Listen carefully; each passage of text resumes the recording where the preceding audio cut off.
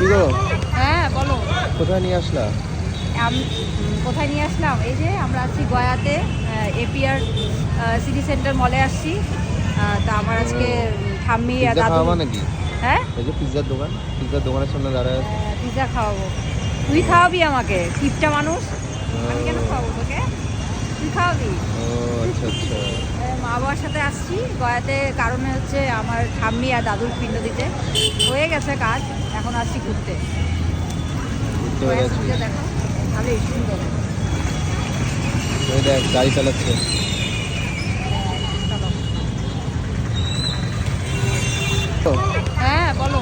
কোথায় নিয়ে আসলা? কোথায় নিয়ে আসলাম? এই যে আমরা আছি গয়াতে, এপিআর সিটি সেন্টার মলে আসছি।